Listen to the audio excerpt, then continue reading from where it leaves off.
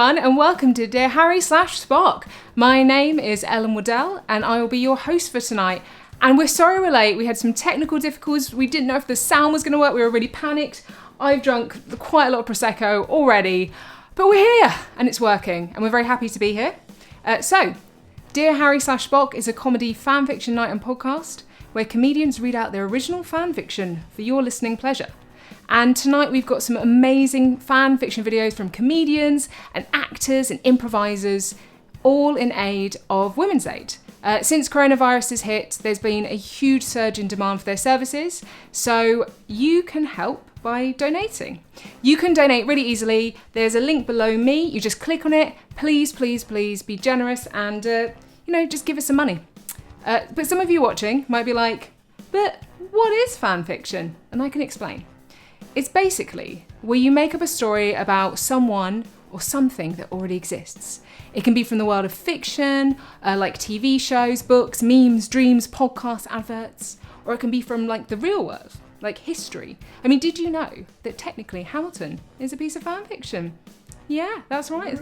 Yeah, thank you very much, Steve. Steve was panicking because everything was going wrong, and now we're all very calm and happy. It'll probably go wrong. It might go wrong, but if it does, there's like a really nice technical difficulties like screen we have, and it's got a kitten on it, so like, who doesn't love a kitten? But as well as there being some amazing comedians and fanfiction videos, we're also going to have like polls and quizzes, and you guys are going to join in. So please talk to us on like the Twitch chat box. Tell us how you're feeling, if you're enjoying the show. And also, this is going out live on Facebook, yeah. Which means, like, people I went to school with when I was 15 are going to be watching this and being like, what is Ellen doing now? And why is she so fabulous? Anyway, there's enough waffling from me. Let's bring on our first amazing comedian. She is the 2019 winner of the Musical Comedy Award. It's the amazing Katie Pritchard. Woo!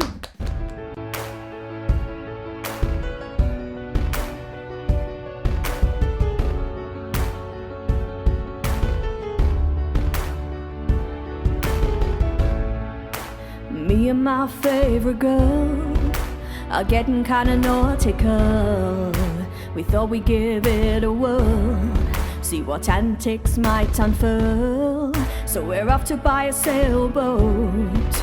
Me and my best bud Beyonce, we want to sail across the globe and have a lovely day.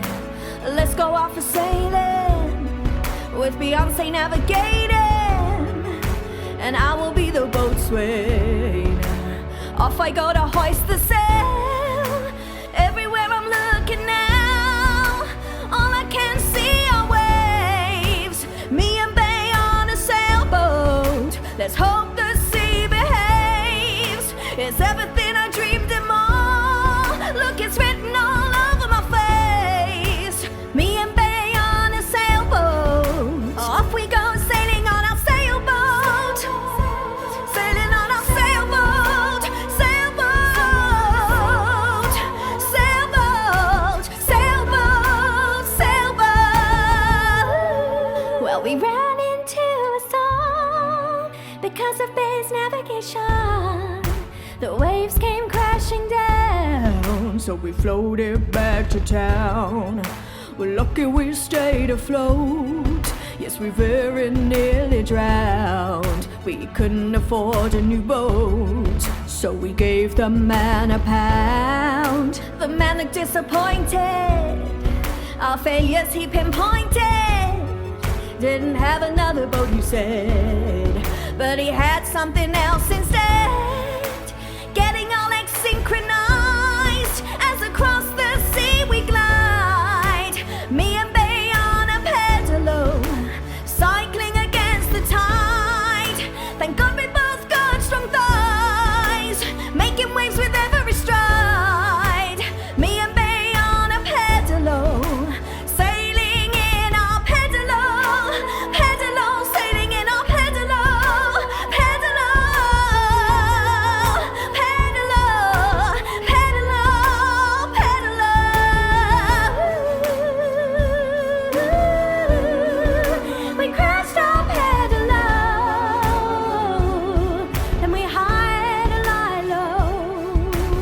run, cause we couldn't afford any more. Worrying that we might drown as we float across the place. Me and Bay on a lilo, pray that it can take our weight. Struggling to sail up off, restricted by the tide. Me and Bay on a lilo, worried for our lives. Lilo, we're hugging on our lilo. Lilo, never wanna get home. Lilo, stay here with Bay on our lilo. Lilo. Turns out we were pretty good navigators on that lilo. And of course Beyonce floats, so that's a bonus.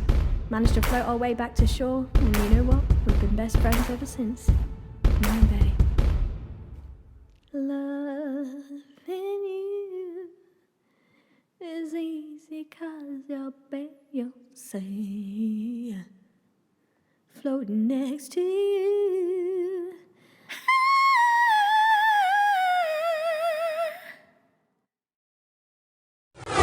Yay! Woo! Ah, thank you, Katie. That was so joyous with the animations and the singing and that high note, which is just impossible to reach. So good. I've got a question for you, Steve. Yeah. Who would you like to go sailing with, and why is it me? And this may be a trick question. You? Yes, it's me. Yeah, that's right. So if you enjoyed that, you should donate very easily. Click on the button below.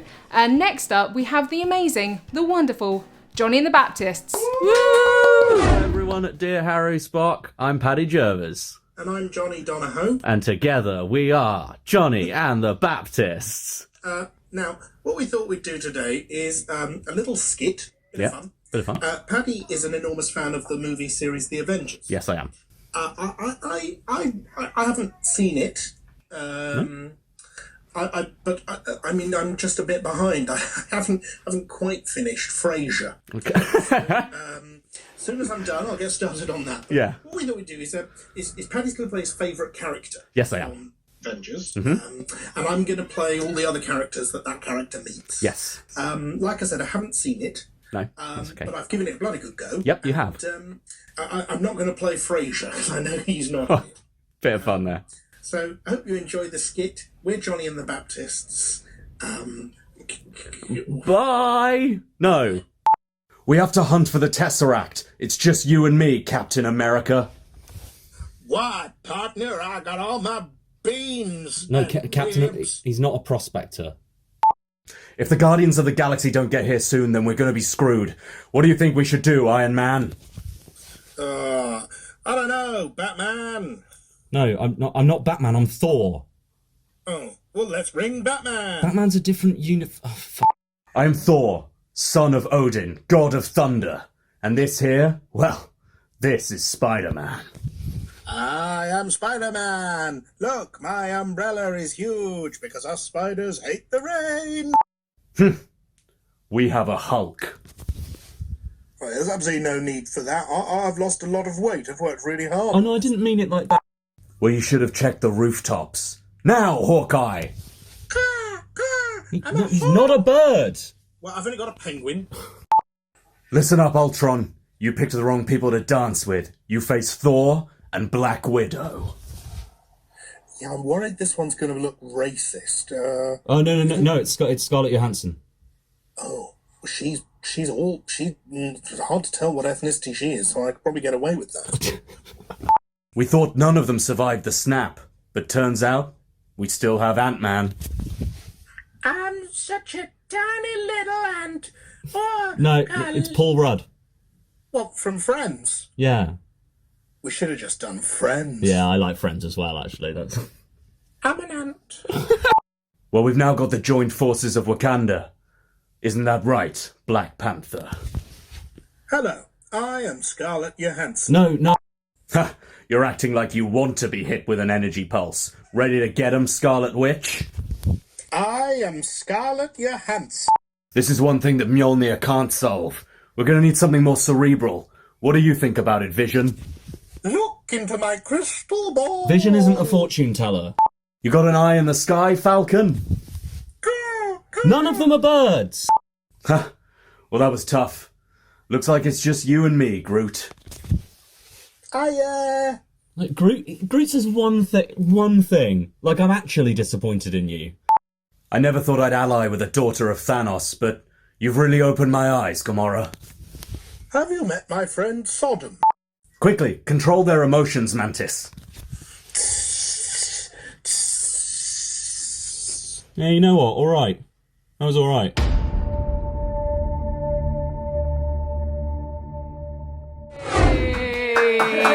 Thank you very much. Thank you, Jonny and the Baptist. I love those guys, and their version of Hawkeye was much more charming than Jeremy Renner's, and I think that should just be canon from now on. So now it's the chance for you guys at home to join in. So you know Harry Potter, right? You all know Harry Potter. Yeah, you know Harry Potter. Sorry, was that rhetorical? Yeah, that was a rhetorical question. Yeah. But you do know Harry Potter. I do, yeah. Okay, so you know how I'll tell this to Steve. You know how in the Harry Potter books they have that like convention when they name the book where they're like Harry Potter and the MacGuffin of some kind which will be integral to the plot later? Yeah. Well, Steve, we want you and everyone watching to come up with the next title for the new Harry Potter book, which I will write. So here are some examples you can use. We've got Harry Potter in the Big Glass of Water.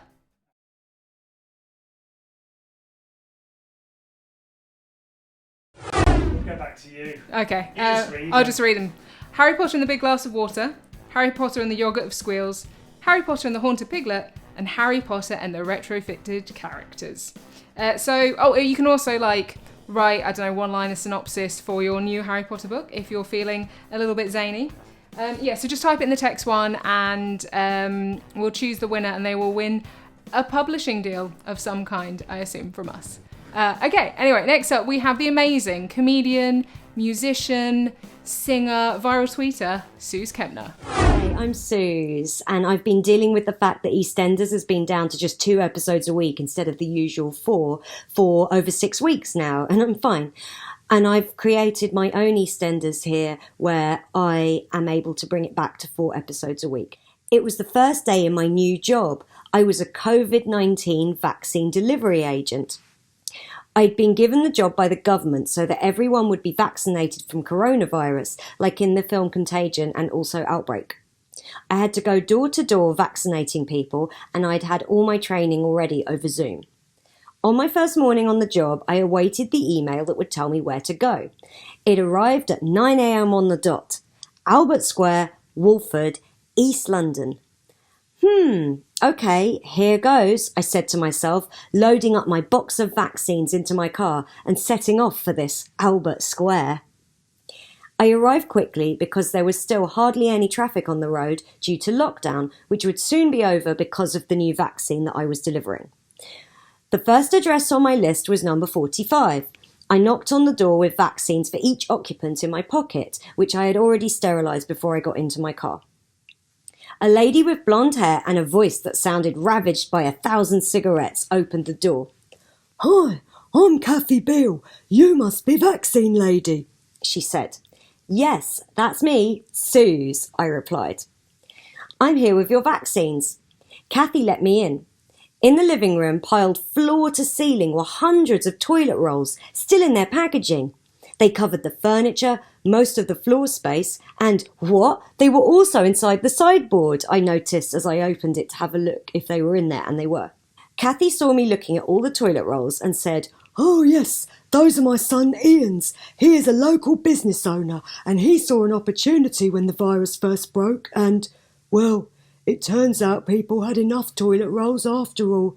"I see," I said sympathetically. Just then, a man in a striped rugby shirt from Burton's Menswear walked into the room, carefully because of all the toilet rolls. He was sobbing. "Oh, Ian," Kathy said, "is this about the toilet rolls again?" "Oh, Mum," he spluttered, "I spent everything we had on them. I've got nothing left." He collapsed against the loo rolls, their polythene packaging quickly becoming slick with his tears and running nose. "Ian, please." Kathy was flustered. "This is Sooz, the vaccine lady." Ian finally saw me and attempted to make himself presentable. Kathy reached into the sideboard and passed him a toilet roll. "Oh, I'm sorry," he said. "I need the vaccine and so does my mum. I also live here with my son Bobby, who came out of prison last year for murdering his sister Lucy. She is my granddaughter, Kathy added. Wow, I'm so sorry, I said. This family sure did like to overshare, I thought, but I didn't say it out loud because I had a job to do given to me by the government. I vaccinated Ian and Kathy, and they brought Bobby down to be vaccinated too. It says here there is one more house dweller for me to vaccinate, I said officially. Oh yes, Peter. He is my other child who is still alive, said Ian. Peter, he called. Thudding footsteps suddenly permeated the air. The house shook as the footsteps threatened to splinter the Beale staircase into smithereens. A great shadow fell across Ian, Kathy, myself, the toilet rolls and the rest of Albert Square as Peter Beale entered the room. He was 8 foot tall, maybe more, with shoulders wider than a Range Rover. I was filled with terror at the sight of this beast and plunged through the toilet rolls and out of the back door of the Beale house. Staggering into Albert Square, I had to work hard to avoid flying headlong into an old woman pulling a shopping cart. Luckily, my reflexes were quick. Another nanosecond of reaction time, and I'd have been within 2 meters of her. Oh dear, oh I say, she said. I'm sorry, I gestured towards the Beale house. Oh, I know what's happened. You saw Peter Beale, said the lady, nodding sagely. I was just so afraid, but I have a job to do. What job's that? Inquired the woman. I'm Dot Cotton, by the way. Hi, Dot. I have to vaccinate everyone in Albert Square. I'm the vaccine lady. Look at me. I couldn't even complete my first house, I said hopelessly. Maybe, Dot said. The real giant you're afraid of ain't Peter Beale. It's the task what lies ahead of you. Wow. She was right. Wow. You're right, I said to her. Maybe you're going to be the one that saves me. 'Cause after all, you're my wonder wall. Matthew, chapter 6, verse 17. You're right, Dot. I have a job to do. To make Albert Square safe again. Go on, dear. Back into that house. Finish the job. Around 5 million viewers per episode are counting on you. Viewers? Episode? I was confused. Episode is what we call a day here in Albert Square. But what a viewer! Don't question it, dear. Just say of Albert Square. And with that, I turned on my heel and went back to the Beale house. The sounds of Julia's theme played around me as I got the extra-large Peter Beale vaccine from my sterilised pocket, and I knew what I had to do.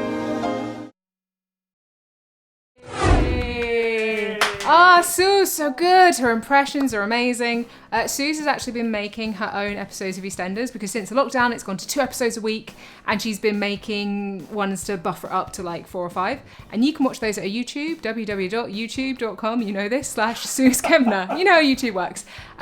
So, Stephen, do we have any good Harry Potter and the titles? We do.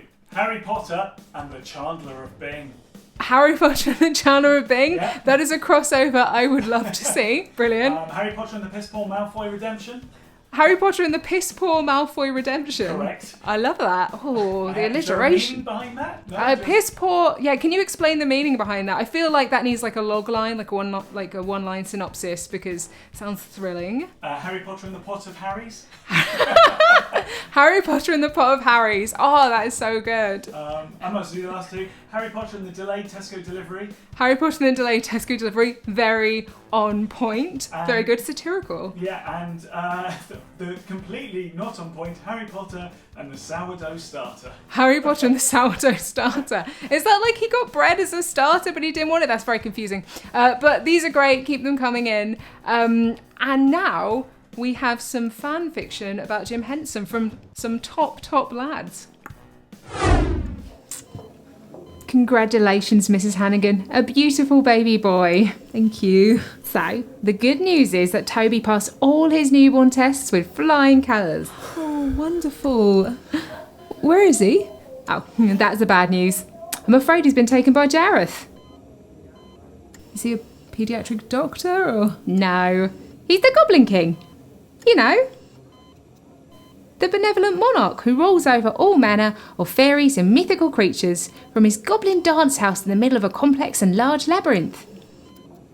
Is that near the canteen? No. Right, and why is this Goblin King... Jareth? Sure, why is this Jared taking our baby? Well, that's what we've been asking ourselves. Normally it's because someone specifically wished for the baby to be taken away by the goblins to the centre of the labyrinth. Oh? Right now. But it wasn't me, and it wasn't Dr. Marshall, and it wasn't any of the girls in reception, so we're at a loss. I don't suppose either of you wish for the baby to be taken away by the goblins to the castle at the centre of the labyrinth right now? Yeah, I might have done. Clive! He wouldn't stop crying! He was probably hungry! Yeah, you're right. We just have to go get him now, won't you? Yeah, fine, I'll do it tomorrow. Oh, you actually have to solve Jareth's labyrinth in 12 hours. Otherwise Toby will be turned into a goblin forever. Right, but he'd like that though, wouldn't he? Can you just go and rescue our baby? My mum's going to be here in an hour.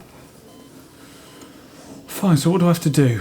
Go through the mirror in the disabled toilet by dermatology. That will lead you into Jareth's domain. But be warned, it will be a perilous journey through a mysterious and dangerous labyrinth, and there will be many tests and puzzles along your way to the castle. And once there, you must defeat Jareth, who is not easily fooled. Worth getting a sandwich from the canteen before you go. Wish I wished for a bigger penis now.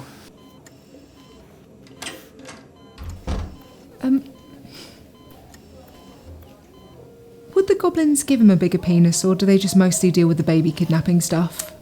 Mostly the latter. Okay.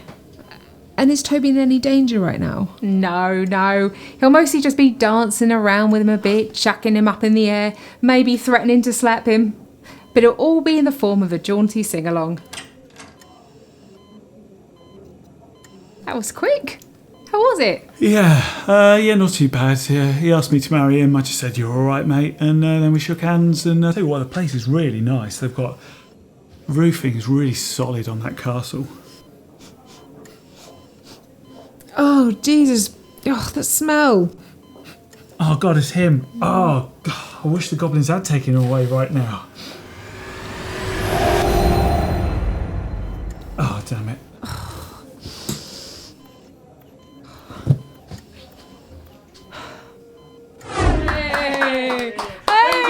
When did we make that? Right, that's those top lads were us guys. We made a Labyrinth sketch. Labyrinth was my favourite film when I was younger, but now as a grown-up I realised it was very wrong of David Bowie to want to marry a 15-year-old girl. The 80s was a weird time. You should definitely donate if you enjoyed that, because it took ages and Steve had to put like loads of things down his trousers in order to get that Bowie. No, I didn't. That's normal. No, that's normal.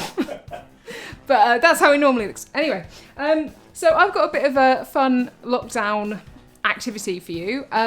I discovered this website which basically uses AI to generate captions for memes. That's right, it's a robot that makes memes. And I lost about an afternoon on it. And here's some memes I made with...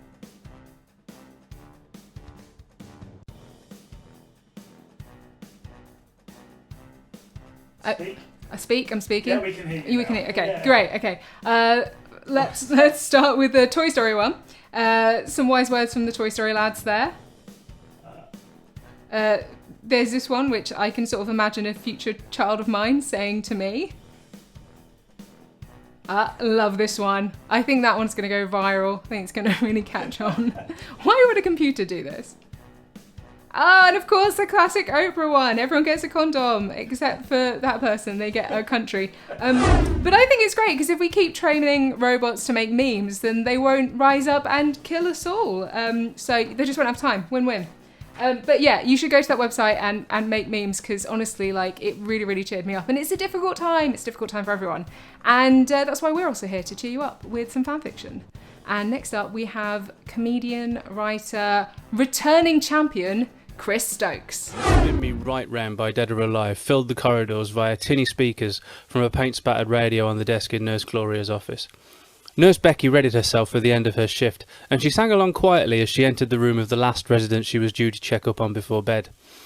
She sure did love this hot new song. She loved current music full stop, to be honest. Duran Duran, Eurythmics, Madonna, you name it, this is set in the mid-80s. She closed the door behind her. Like a record, baby, she sang quietly, approaching the elderly man sitting, as always, in his armchair. Right round, round, round. She sang this quietly because she didn't want to wake him. It had been a big day. Today had been Indiana Jones's 86th birthday.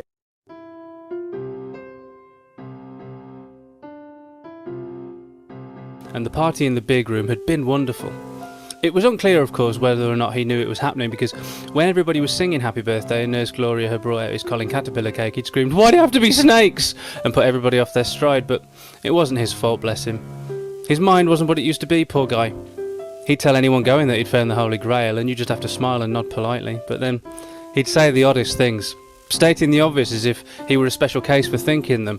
"Nazis," he'd declare unprompted. "I hate those guys," as if this was some hot new take on them. "A lot of people hated them, Henry," Becky used to reply as she wiped the pudding from his mouth, but then he'd bitten her head off and asked her how many Nazis' faces she'd melted off, and proceeded to stare at her intently with fiercely angry eyes for a full minute. "None," she'd answered pleasantly, knowing full well the same was true for him too. But anger was common in the elderly, especially when their memories started to go, she noticed. And almost every resident in there had stories about their war exploits, but no tale was taller than those Henry would spin. The amount of polite nodding that went on around him had given Becky bad shoulders. Nobody can survive a nuclear explosion in a fridge. She knew that, and he knew that, but he'd still mention it every time Becky brought him a yoghurt. Not to mention the very unsavoury tales he would tell about his time in India. Yeah, okay, he was a man of a certain age and a product of his time, she understood that, but still, he'd often sit next to Mr. Balakrishnan, and he didn't need to hear that. He much preferred hearing about the aliens. And it wasn't that he had wandering hands or anything like that, but he'd often make a nuisance of himself with the nurses. Once during a sponge bath, he'd closed both his eyes at Becky, and she'd noticed he'd written something on his eyelids. "Lick it." She'd guessed it was supposed to say that, but the poor man had got his left and right confused again.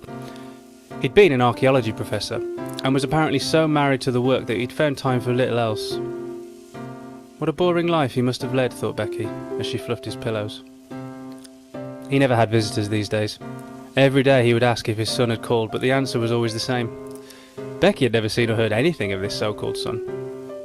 And that being the case, she thought, how awful not coming to visit your father like that. And even though she hadn't met him, she didn't think much of this son of his. She didn't mind admitting it. But like many others, she preferred to think that Indiana Jones' son had just never existed at all. It was better that way. He'd never existed. He'd been curiously quiet while she had busied herself preparing his room for him to turn in for the night. Usually he would snore like a circus train, but no noise.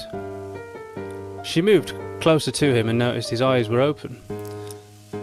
His armchair never faced the window. Instead, he'd sit in it and admire various items he displayed on top of and inside an ugly teak display cabinet with glass doors. Among other things, there was a strange golden head, a tatty old wooden cup, a battered fedora hat, and an incredibly old photograph of a dog. The hat stank, but he wouldn't be parted with it. A smile made the scar on his chin all the more pronounced. He'd got it lion taming, apparently. But Becky realised that he'd gone. Must have been all the excitement of the birthday party. Too much for a stuffy old teacher. She went to inform the rest of the staff, and as she opened the door to the corridor outside, she could hear Easy Lover blaring out on the rattly old radio on Gloria's desk. She wasn't sure why, but something made her double back and take the mouldy old hat. She placed it atop his smiling face and over his eyes, and let him sleep. And that's canon now. No more films, no more films, no more films. That's canon. That's no more films.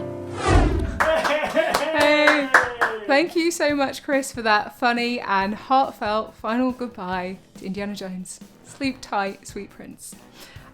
So Chris and Sooz actually do a podcast together called Mystery on the Rocks. It's really, really good. They basically solve mysteries and they drink, and they're like a sexier, boozier Scooby-Doo gang. You should listen to it. Steve, I believe we've got some more Harry Potter and the something titles. Yes. Harry Potter and the Unresolved Issues. Harry Potter and the Unresolved Issues. Oh, I like it. I can see it. He goes to see like a therapist, and they talk to him, and then it turns out the therapist is actually like Voldemort again. That's brilliant. Always Voldemort. It's always Voldemort. It's always Voldemort. Yeah. Harry Potter and the Mutiny on Barbecue Island. Harry Potter and the Mutiny on Barbecue Island. Oh, I love that. That's got like a very sort of, I don't know, Guy Bush Threepwood sort of like vibe to it. Yeah. Brilliant. I definitely LucasArts. LucasArts. Yeah. You should like take that to them straight away. Harry Potter and the Overpriced Cashmere Jogging Bottoms. Harry Potter and the overpriced cashmere jogging bottoms. I guess that's his like grown-up years, very middle-aged sort of issues that he's dealing with. And Harry Potter and the bath flood rinse.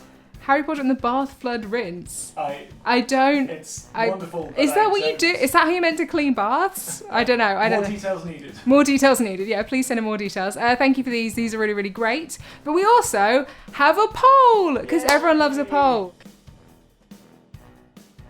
And the sound's on again. These are our technical issues. Polls are great. Everyone likes being asked their opinion. And this is a very important question. Who is the best magician? Basically, fictional magician. We've got Stephen Strange, Harry Potter, because we've got to include him, even though he's the most boring character in the franchise. Merlin, Whizbit, I don't know who that is. Steve made me put it in. Apparently, it's before my time. Gandalf, Joe Bluth from Arrested Development. Whizbit's 100%. Because someone might vote for him. Oh wow, someone. He's like a triangle, I think. I don't know. Here we go. Oh, people are voting already.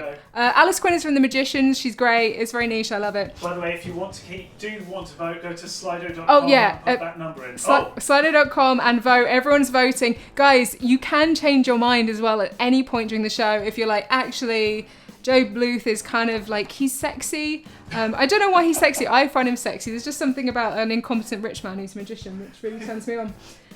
It's the most even vote. Has everyone voted? This is like watching really weird, I don't know, races of some kind. Okay, we'll keep voting and we'll go back to it. I have completely lost my train of thought. Oh, yes, next we have an amazing tale from the magical, the mystical, the story beast. Oh, I see. Oh, hello there. It's me, the story beast, here to read you some fan fiction about one of my favourite musicals. So, this is my new poem. They shoot iron horses, don't they? The moment it all starts again, Tom Hooper gets the call. Lloyd Webber's on the phone again. The mountain meets the snowball. We've got to try again, Tom. We've got a second chance. I feel it in my bones, Tom. The world needs song and dance. So with no real thought to the repercussions, Starlight Express rumbles into production. Celebs wheeled out in their mocap suits, on actual wheels for the month-long shoot.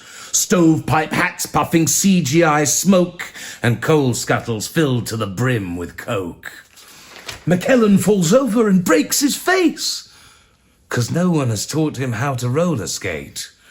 Critics will say James Corden's electric, and they would, 'cause he's strapped up to 60 Scalextrics. Jason Derulo's the horniest train, literally a horn honking out of his brain. The level of humour you come to expect from Tom Hooper's, Lloyd Webber's Starlight Express set. They promised Taylor Swift that she'd win all the awards. All she'd have to do is warble a few little chords. But she's losing her patience and is starting to bristle at Lloyd Webber's insistence on more and more train whistle. While fresh from the gym, growing ever more hench, strides the now hulking form of Dame Judi Dench. Grabs an 80-pound cowcatcher straight off the bench and proceeds to give it her all like a mensch. Hitting the floor in her roller blades, pulling pirouettes on the green screen stage. She's carrying this film on her now rippling shoulders for the love of the craft. And on she soldiers. Meanwhile, Rebel Wilson's pistons glisten. She can't hold a tune, but no one listens. The crew are too busy trying to help the comatose form of Idris Elba, tricked out like an Amtrak, nipples like buffers. He wanted to be here, but oh, how he suffers for Tom Hooper's art and Lloyd Webber's dream, passed out from the heat and the wet of the steam. The set is a sauna, director's demands, and the crew not dare not disobey his commands, like, I want them to be wheels, but also feet. And when the crew ask how, he just says, CG, and turns on those nearest to vent all his hate. I know what I said, Corden, now go out and skate. But after that outburst, no one ever asks why. They know on Les Mis he made Hathaway cry. Morale on the set is increasingly drained, but Starlight Express is a runaway train that won't stop for man or God or McKellen. A stain on the whole of the acting profession, each and every performance a grave of talent that even Dame Judy can't save. Refusing to remove his Lambert and Butler, Ray Winston rejoins with a rumbling mutter, why don't you CG it out, you prick? And skates over to get his cigarette lit, but is caught in a blast that for legal reasons is not caused by a tank full of diesel disregarded on set, so no liability can be inferred vis-a-vis the really useful company PLC's culpability. By Ray Winstone's funeral, they've all had their fill of this huffing, puffing, steam engine snuff film. But then, good news, there are enough takes to Oliver Reid the rest with deep fakes. So, the premiere cometh, the curtain raises, not a single critic sings its praises, and the film is as weird as they all expect, like watching the seamiest, steamiest sex. Every frame full of mechanical lovers doing the locomotion and each other, shunting hard till their wheels come loose, chewing on each other's caboose, sizzling simulacra, coupling in alleys, speeding straight through the most uncanny valleys of polymetallic polymorphous perversion. Plus all of the trains have buttholes in this version. But despite all of that, it's a hit like Titanic. Not the boat, but the movie Titanic. The first recorded instance in any media of a very specific paraphilia, which fans from all of the popular sexes flock to see in their multiplexes. The sleeper train hit of the 2020s, bringing spectators to virtual frenzies who see in that screen, in the flickering light, themselves and things that had been missing from all of their lives, retracing the lines of what art and what porn be, crossing the tracks from Horny to Hornby. And that's why Starlight Express #2 is coming very soon to a theatre near you. Ah, thank you, Mr. Storybeast. That was amazing. I would personally love to see a hench Judi Dench. Should we see how much money we've made so we can guilt trip those who have not donated into giving us some money? Yeah. How much have we made, Stephen? Rhetorical, yeah. Oh no, that wasn't rhetorical. Okay, when I'm looking at you and I say Steve, yeah. That's not rhetorical. When I'm looking at the camera right. and I go up at the end, that's rhetorical. Okay. Steve, how much money have we made, Steve? Here we go. Yay! Oh, that's amazing! I think we can get to £250 by the end of the evening because, it's an amazing cause, and also since coronavirus globally there's been an increase of 15 million domestic violence cases, so let's support survivors, guys. And also, I don't want to influence your votes in the poll, but I will say that a vote for Gandalf is actually not just a vote for Gandalf from Lord of the Rings, but also a vote for Gandalf. My cat, here he is, that's Gandalf. He's a grey cat, which means when he dies he'll come back as Gandalf the White. That's how science works. So yeah, you're also voting for him as well. So you should, I miss him. When this is over, I'm going to give him so many kisses and he's going to be weirded out. So yeah, donate and keep sending us your Harry Potter titles, keep changing your votes in the poll.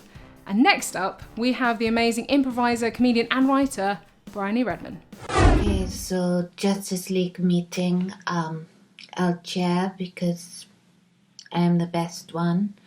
Let's go around and we'll say who's here. I'm Batman. Clark Kent. Sorry. No, Superman. Sorry. I am also on a call with the Daily Planet, so... Damn it. Nope, that's my secret identity and my workplace. I'm Superman. Superman is here. Black Widow. Okay. The Flash is also here. No. And he's gone again. Sorry, 1 second. Was that Black Widow? She's not part of this team. I'm Batman. Not you, her. I'm in every franchise. It's in my contract. Contract with who? Look, she can't be in this meeting. 1 second. Lois? Well, I don't know what clickbait is. I don't trust her. But then, do I ever trust anyone?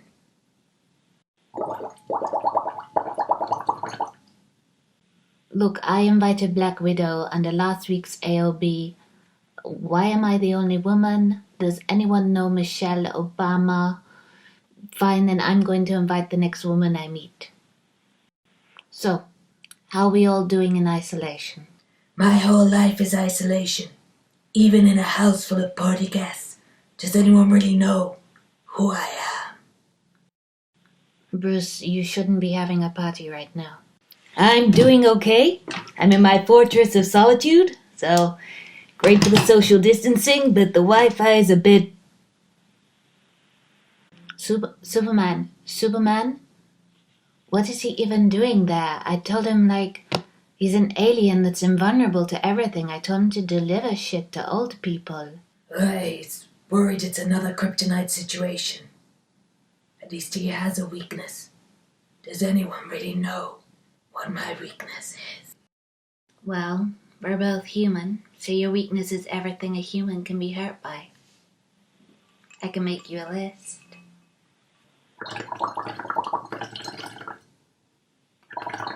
So now we're meant to check all of the facts that we print. Well, that is news to me, Lois. Oh, hey guys. Yeah, sorry I lost you there. So, my update is I've learned to make risotto. It's fat rice. You look at it and you think surely no one's gonna want to eat that, but it's good. Has anyone found a good online quiz? I'll send you a link. I do one on House Party. What day is that? I'm sorry. I'm really busy then. What? Great. Okay, I know things aren't easy for everyone right now, so did we all bring an inspirational quote? Why do we fall? That we haven't heard before, Bruce. Oh. I really didn't think my mask through for this present situation. My motto is, check your sources. Yeah, apparently I should have already been doing that. So, we're all born naked and the rest is drag.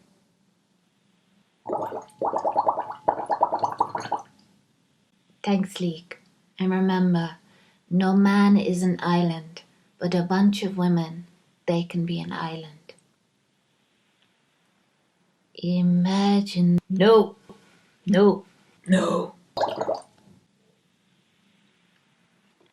Okay, I won't. Yay! Thank you very much, Briony. Or should I say, the Justice League?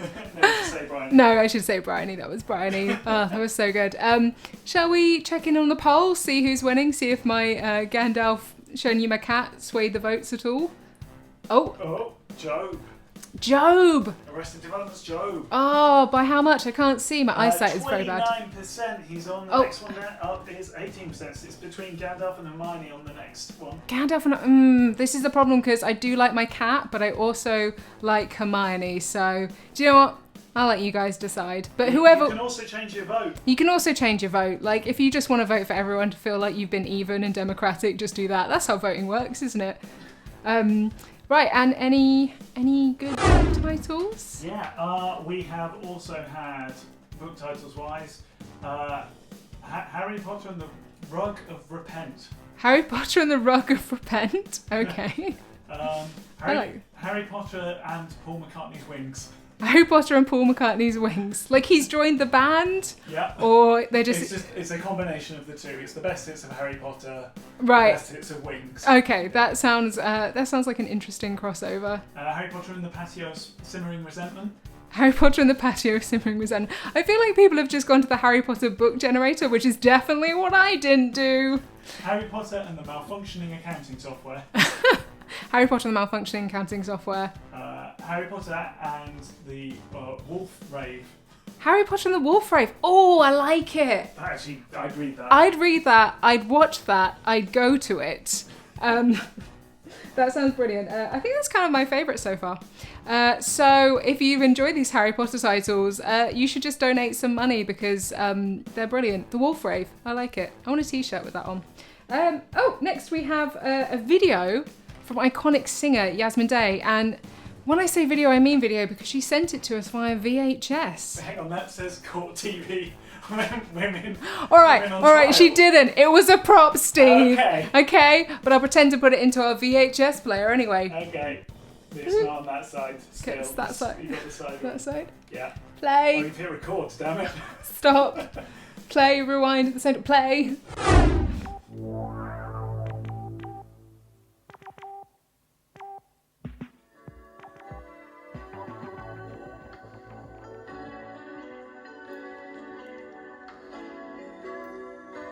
Hello, my name is Yasmin Day, famous 1980s power ballad singer, most commonly known for my hit, Honey, I'm in Love with Our Neighbour, which reached number 2 in Liechtenstein. Now, being a singer, one of my main pastimes obviously is listening to music, mainly my own, but I have seen 3 movies in my lifetime, Top Gun, Barbra Streisand's Yentl, and the Fast and Furious movies 1 through 9. You see, I spend a lot of time in my Ford Mondeo driving to gigs up and down the M25, so I find the Fast and Furious movies very relatable. I also really like the sense of camaraderie, and romantic relationships within the film. Being an international singer, it's something that I miss out on. I mean, it's not like I haven't tried, I just think that people are jealous of my singing. Anyway, one day when I was merging onto the M4 on my way to my once every 4-monthly residency at the Frog and Bucket in Slough, I felt the power of the car beneath my feet, and I suddenly thought, I know what would be great in the Fast and Furious franchise. Me. Plus, I'd make a great love interest for Dominic Toretto. So, here it is, the novelisation of the Fast and Furious movies with me in it, titled Fast and Furious, Chessington Drift. Vroom, vroom, vroom went the sound of Yasmin's heart as Dominic Toretto pulled up to her gravel driveway in his souped-up Peugeot 106. She watched him from the window as he slid out of the car in his white vest top, arm muscles flexing as he shut the scissor doors. Yasmin felt the roar of the engine inside, the engine of her loins. What I mean is, her vagina. I mean, I don't actually have an engine down there. It's just a metaphor for... Yasmin and Dom had been dating for a few months, ever since he moved in with his family to Chessington, Surrey, where she lived. I say family. Yasmin came to realise that it wasn't his blood relatives. It was his attractive ragtag bunch of friends who could all drive really, really fast. Yasmin was often amazed at how fast Dom could drive, considering he talked so slow. I'm here to pick you up, said Dom. I have the car all revved up. Yasmin's stomach shifted into 3rd gear as she switched on her headlights. Her nipples. They got into the car and sped off. She was happy to have Dom home. He had just returned from one of his missions for the UN. They had to ride Lamborghinis into space to save Ban Ki-moon, played by Ricky Martin. It was the sort of mission where you weren't sure if they would ever make it, but then they did. It was great. Vroom, vroom, screech! Dom was up to his usual car tricks again. Yasmin laughed. This time, he did a donut and a backflip at the same time. It was great to see a man have such control of the wheel. She thought about what else he could take control of. What I mean is, taking control of her sexually, but in a consenting way. Dom and Yaz reached the secret hideout where all of their missions were planned. It was next to the Tolworth roundabout by the Shell garage. Dom's attractive family, aka all of Yasmin's new friends, were waiting for them. I have a surprise for you, said Dom, steering her towards a large object covered by a cloth with a big bow wrapped around it. Vroom, vroom, replied Yasmin. Dom and his family lifted up the cover.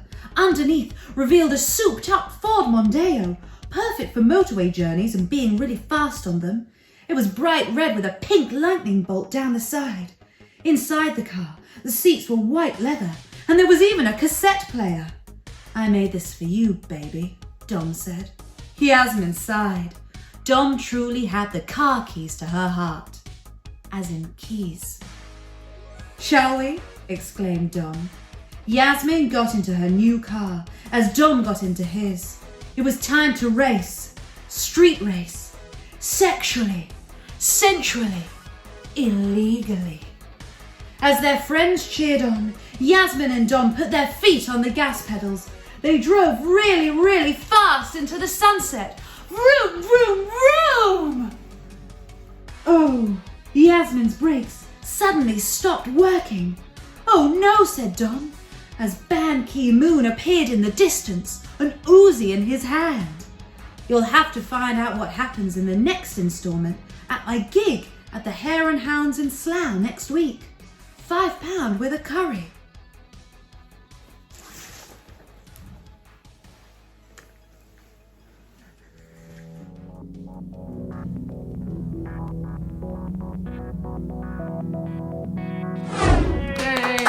Thank you very much for that VHS, Yasmin Day. And also thank you to Jay Bennett, who was somehow involved in that. She was Yasmin Day! Yeah, she was Yasmin Day. That was brilliant. Also, my mum has messaged to say that Gandalf, the cat, really appreciated the shout out, and he would love it if you crowned him King of the Magicians. So, not to sway your votes or anything, but you would make one cat very happy. You wouldn't, you'd make my mum really happy. But we have some sort of like semi-finalists for our Harry Potter and the MacGuffin of some kind competition. We're going to show them to you, see if you agree, see if you think you can beat those. These are the ones we've collated so far, which we think are the best and would make a best-selling novel of some kind. There we go. So, hang on, there might be a technical problem. There might be a technical problem. Ready? Fingers crossed, everyone. Oh, your voice is back. My voice is back. And the musical bed is back. And the musical bed is back. You're really seeing behind the scenes of our little operation, which is basically just us filming it in our living room. So, we have Harry Potter and the Wolf Rave. And the Wolf Rave. We like that one. Hang on. Oh, this is... Yeah, here we go. Hang on. This is much less smooth. This wouldn't happen at professional shows. Harry Potter and Paul McCartney's Wings. Harry Potter and Paul McCartney's Wings. Oh. Harry Potter and the... That should say. Oh yeah, Harry. I don't think it needs an and the. And the. Harry Potter Mutiny on Barbecue Island. Harry Potter and the. Mutiny on Barbecue Island. Okay, more copying and pasting. So yeah, just if you want to imagine the plot for each one of these, basically, which one of these would you read? Like, would you buy? The Chandler Bing. The Chandler Bing. Oh, that's so clever. And Harry Potter and the Pot of Harry's. Oh, God, it's tough, guys. It's really tough. We've also had some new ones. Oh, we've had some new ones competing with these top ones. The charity golf, Harry Potter and the charity golf tournament. Harry Potter and the charity golf tournament. Okay. Sounds like it might end quickly. We play the game. Someone wins. I don't know how golf works. Does it last, 10 minutes? Yeah, probably on a broomstick. I don't know. Probably on a broomstick. Harry Potter and the Mislaid Scrunchie. Harry Potter and the Mislaid Scrunchie. Okay. Scrunchies are very cool now, so that's like quite now, so that might appeal to the younger generation because they all wear scrunchies. Harry Potter and the Futile Universal Credit Applications. Harry Potter and the Futile Universal Credit Applications. I like it's plural. Yes. It's not just one application. It's just one. He sent quite a few in. I guess, would he be furloughed? Was he working at the Ministry of Magic? I've read the books, I can't remember what happened. Harry Potter and the Fruit of the Loom. Harry Potter and the Fruit of the Loom. Like, is he just wearing those jumpers that all your mums all wore those, right, in the 90s? Anyway, I don't know, I'm still sort of like Wolf Rave is still quite resonating with me, but we'll have a finalist, and like I said, they will definitely get a book deal with us. Oh dear. Oh, okay. Not enough people are watching to anyone hold this. Yeah, no one's going to hold that. No, and also I've had some Prosecco. Like, it's fine, guys. So next up, we've got the amazing comedian. I'm a huge fan of hers, Eleanor Morton. Hello, I'm Eleanor Morton, and this story is called A Cold Winter's Night. Toad Hall was illuminated with lights in the icy winter darkness. Around the fire of the great hall sat the four friends, reminiscing about their adventures together. That time they got the weasels out of Toad Hall, that time the weasels were overrunning the woods, and that time the weasels were dicks. Theirs was the strongest of bonds, Mole, Ratty, Badger, and Toad. But even the strongest of bonds are broken by the needs of sleep, and as the evening wore on, it soon became time to retire to their own cosy beds. "Good night, you chaps," said Ratty, perching his cap atop his head and wrapping his scarf tightly around himself. "Yes, I should get back to the woods now before it gets too late," said Badger, fetching his walking stick from the stand in the hall. As the huge oak doors opened, a great blast of snow blew through the room, covering the friends in icy snowflakes. Mole spluttered as a few flakes landed on his nose, and Toad smiled at the sight of his friend, desperately trying to lick the flakes away discreetly. Ratty and Badger said their farewells and departed. "Heading home too, eh, Mole?" said the Toad, putting his feet up on a puff, its type of stool, and puffing away on a cigar. Mole did not move. "Actually, Toad, I was rather hoping I could stay the night." Toad was unfazed. "Of course, the blizzard is far too thick for a little thing like you to venture out in. You can take any of the rooms you like. I have a dozen to spare." He nestled further into the leather crevices of the chair. Mole approached, timid, yet absolutely certain of himself. "We live very different lives, don't we, Toad? Me in my little hole, my own little home in the ground, and you here in this great place. It must be rather lonely sometimes." "Oh, well, I suppose it can be," Toad said, considering it properly for the first time. Mole watched his friend's beautiful green face as he thought. "It doesn't have to be.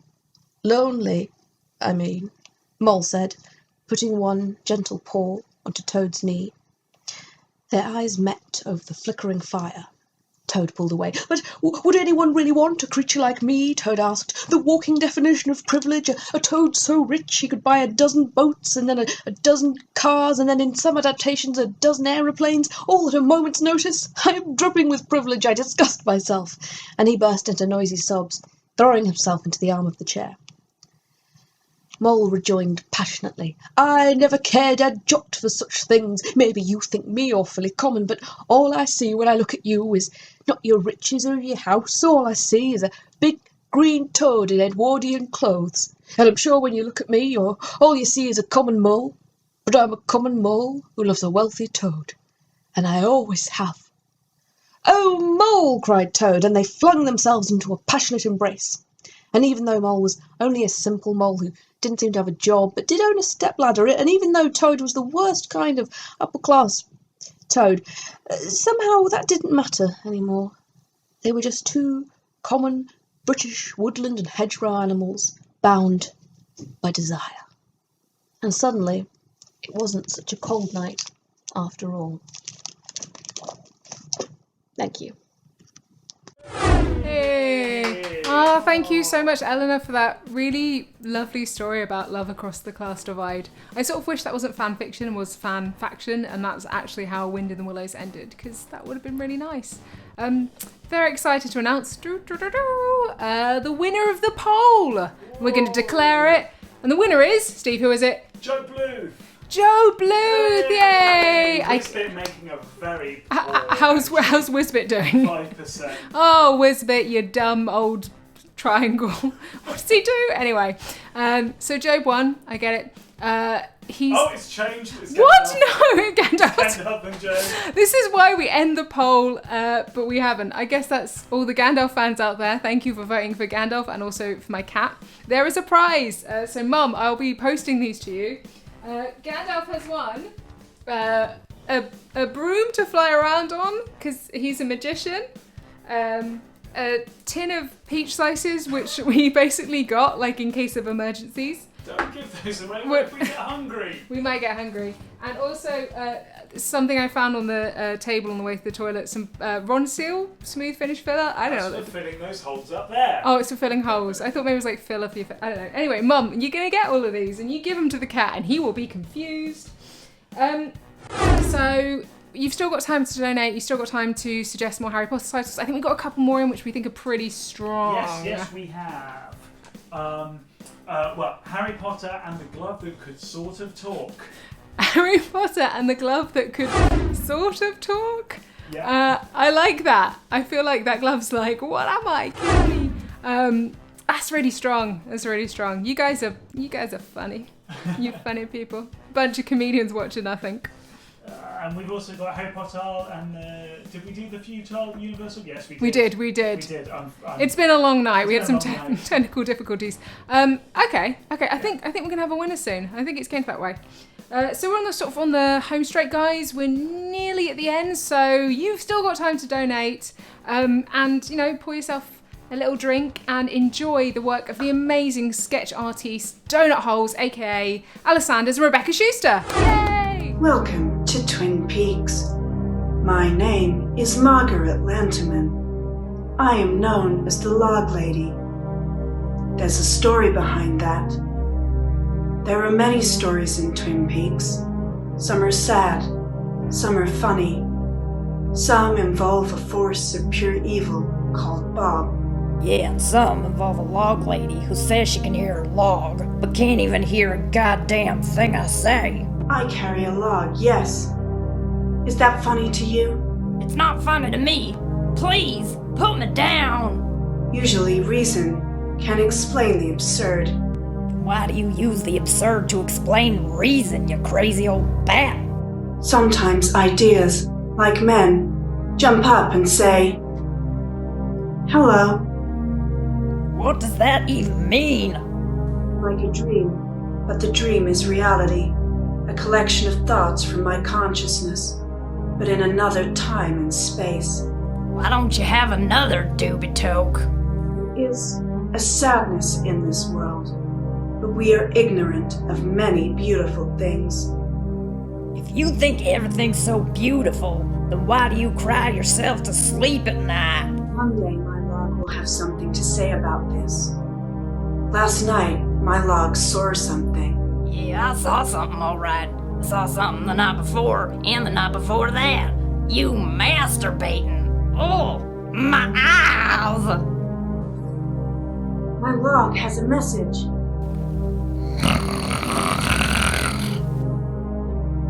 What is your message? What? Message? I don't have a message. I'm a goddamn log. My log says the owls are not what they seem.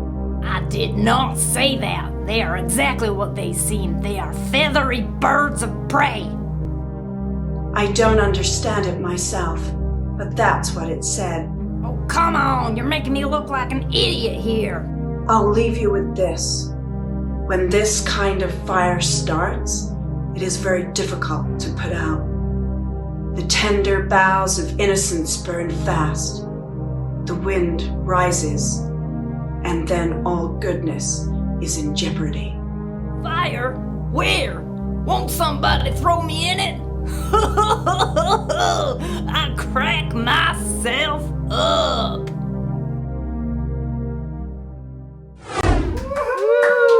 That was our first Twin Peaks fanfiction ever, so thank you very much, guys. And a special shout out to Alice's mum, who I know is watching. Hello, Alice's mum. And hello, my mum. And hello, Steve's mum. In fact, hi to everyone's mums. Thank you. Thank you for all your hard work, and sorry we didn't tidy our bedrooms enough, and sorry we snuck in boys to have sex with when you were asleep. I'm sorry I did that. Sorry you did that, Steve. So just like sorry mums for being hard work, but also thanks mums for being great. So we've only got 2 more left. So keep donating. So just keep donating. Steve is reminding me of what to say. Keep donating. That's it, really. That's it. Just keep donating. Yeah, guys, come on. You can do it. I believe in you. Get out your wallets. Get out your credit cards. Put in loads of money and donate and help support survivors. Next up, we have the amazing comedian and member of the sketch group, the Just Us League, is Gary Trow. Woohoo! Can I see you in my office, Peralta? Asked the captain. Sure thing, said Jake Peralta, Brooklyn Nine-Nine's best detective. Just let me finish this wacky and disruptive thing I was doing. He finishes doing it, and everyone thinks he's brilliant, and there are no consequences for the mess it made. The cleaners will just get it later, he thinks to himself. He strides into Captain Holt's office. His wife, Amy Santiago, a former fellow detective and now sergeant, is sat in front of Holt's desk. What can we do for you? Amy asked the captain. A case just came in. A murder case. Nice, says Peralta inappropriately. Someone was murdered in a gruesome manner, and it was very upsetting as he was a dear friend of mine. Tight, said Peralta, still not reading the tone of the room or the general gravitas of someone being murdered. You're my 2 best detectives, so I want you 2 on the case, exclaimed Holt. I need you to go undercover to a coffee shop here in New York called Central Perk and find out who killed my friend, Gunther. Peralta and Santiago walk into Central Perk. Both are dressed undercover to blend in. Peralta wears a backward cap, a flannel shirt, underneath a knitted tank top. Santiago, also trying to blend into Central Perk, is dressed as a tall, round coffee table. The captain told us to keep an eye out for a suspicious group of 6 people. They've been scoping this place out for the last 8 years or so. That must be them there, said Santiago, pointing to a group of people not at their jobs. Cool, said Peralta for no reason whatsoever. Let's have a listen to what they're saying. They shuffle as close as they can get without pulling focus from the 6 friends sat around the couch. It just feels so weird without Gunther here, droned the tallest of the men. Yeah, Ross, said the blonde woman, but maybe he's not really gone. She poured some coffee on the floor. Phoebes, what are you doing? Asked a woman sporting the haircut known as the Rachel. I just hoped the ghost of Gunther would appear to mop it up. But before Peralta could even think, the cleaners will probably get it later. The handsomest of the men was licking the coffee off the floor.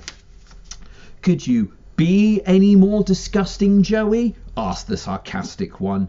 Monica was there too. These seem like our suspects. They're all pretty unhinged, said Peralta. But which one of them did it? Asked Santiago. Let's go talk to them and see what we can learn. They walked towards the couch where the 6 friends sat. Hi guys, I'm Bernie McAvator, lied Peralta. And this is my friend, a tall round coffee table. Hi, said Santiago, doing her best tall round coffee table accent. The 6 friends all looked at each other, confused. What was going on? Why were these people that weren't one of the 6 friends talking to them? Not to be rude, but we don't really like speaking to people if they're not one of the 6 of us, a relative or a love interest, said the large male Ross. We just wanted to say sorry about the death of your friend Gunther, chipped in Santiago, keeping up her best tall round coffee table voice. Thanks, replied the dark-haired woman. Say, where were you guys when it happened? Asked Peralta casually. We were all at our work, replied the sarcastic one. NYPD, put your hands in the air, yelled Peralta, pulling out his gun from his holster and police badge from his pocket. You're all under arrest for the murder of Gunther. That was obviously a lie. You're never all at work at the same time. But which one of them did it? Asked Santiago, following suit and pulling out her gun. That's just it, Santiago. It was all of them. all of the 6 friends possess the skill to pull off the perfect murder. Rachel used her fashion knowledge to perfectly mimic the Central Perk outfit uniform, which Joey wore and acted as if he worked here. He then led Gunter into the back alley where Phoebe and Chandler were waiting for him. Using her street smarts and his sidekick syndrome, they brutally murdered him, and then Monica cleared up the mess, and Ross knew exactly how to dispose of the body because he's a paleontologist. I don't know what a paleontologist is. The only thing I can't work out is why. Because he wasn't one of us, blurted out the blonde woman Phoebes. He confused things. He wasn't one of the 6 of us, nor a relative, nor a romantic interest, yet he kept talking to us. And with that, the Brooklyn Nine-Nine detectives handcuffed the 6 friends and led them out into the waiting police van, satisfied that they had once again got a full confession despite only having a hunch. But as they led them outside, a large white van appeared, and out of it jumped 5 balaclavaed figures who clubbed Santiago and Peralta to death. "Quick, friends, get in our van," one of them yells. "What? But who are you?" asked the Rachel. They pulled off their balaclavas. "We're like you," says the cast of How I Met Your Mother. Friends, Brooklyn Nine-Nine, How I Met Your Mother, the ultimate crossover. So we've got 1 video left. Boo. But 2 more, Ellen. 2 more. We'll just improv for another 2 hours. Okay. No one wants to see that. Give me a word. Harry Potter. So we've got a winner for the Harry Potter and the MacGuffin of some kind. That'll be an integral part of the plot later competition. And that winner is... it's... Yay! Harry Potter and the Pot of Harrys, which is from O. Pachusco. And you have won a tin of peach slices, a mop, and some Ronsil filler. You can share it with my cat. Who did that from the ceiling? No more. We give it to people who come up with funny things. They deserve it. And a publishing deal. So before we have our last video, if you are drinking, and you should be, because it's a really tough time, we want you to raise it, get your glass ready, raise it up, and do a nice big cheers to all the comedians, to everyone who's donated, everyone who's watched, and also everyone who's keeping us safe during this really horrible, difficult time. And to you, make memes, have fun, and look after yourself and each other. Cheers! Woo! The next, our final video, is from Brent Wood. He's an Essex lad. He loves music and knows what makes you tick. Sounds like it might be kind of saucy. Let's see if it is. Hey. It's me, Brent Wood. Lovely to see all of you out there. Basically, I, like all of you lot, whilst I've been on lockdown, I've been watching a lot of television, because I don't have any other discernible skills. So what I've decided is I got into that Tiger King, and I loved it a lot. Really loved Joe Exotic, actually. In fact, I see a lot of myself in him. And basically, I've made some fan fiction. It's called Know Your Fault Worth, by me. This is probably back to front, because that's how cameras work, innit? But strap in, it's story time. Brentwood, because I would anything, literally anything, even a misogynist tiger owner. So, going to be reading this out of Good Night Stories for Saucy Boys. I can read, thank you so much. It was the day of the talent show at Fort Worth Prison, Texas. Texas is in America, yeah, it's a state, like, they have loads of them. Not an estate, like, they're posh. And not that it is a state, which, you know, for some people say it is, but it's a state, alright? Prison warden Seth, in his infinite wisdom, had decided they would have a talent show to improve morale. And that would mean that prisoners and guards would be put in pairs together so they could show their talents. Oi, oi. Talents, talents, talents. They all tried not to be with old Tree Vogel because they didn't know if they could handle it. This was because he was considered to just be too damn sexy, and they all wanted to remain married or not addicted to meth. Fair enough. So, it fell to young, impressionable Brent Wood, who was the prison's work experience guard. He had to go there, right, because the beauty college in Chelmsford wouldn't take him. They'd seen him loitering around the ground, so... Today was their last rehearsal. They had decided on doing a duet of Texas's classic Say What You Want. 20 seconds on the back time. This run through, as they were nearing the crescendo, Joe Exotic bared his claws. Brent Wood purred in sweet submission. Purr. Purr. He let Stripey Daddy tickle him and his soft underbelly. Oi, oi. He had, after all, applied some sardine oil in the hope that he may become the willing prey. Of course, it was entirely consensual, and people are into weird stuff, so don't kink shame, all right? I know what you get up to. Because I've been there with you.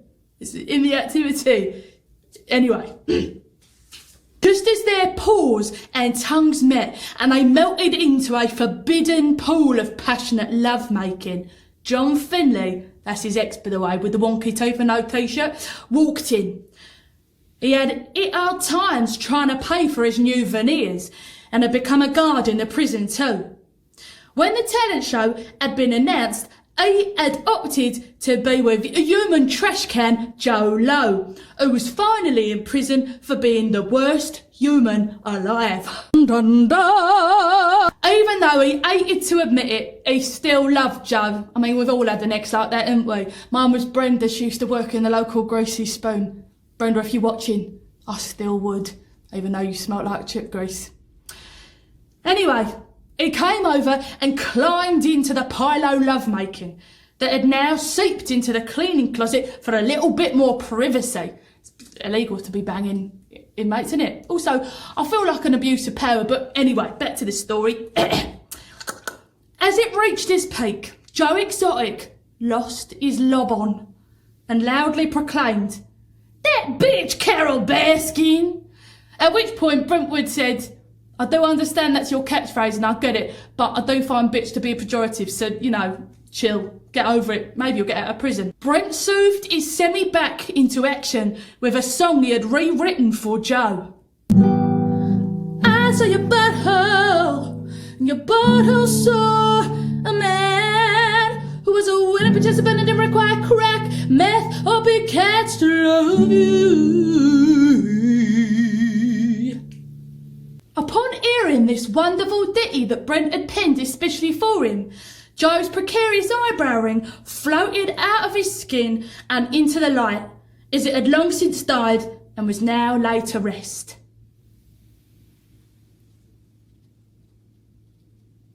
As that beautiful moment passed, they all orgasmed as a trio. Meow!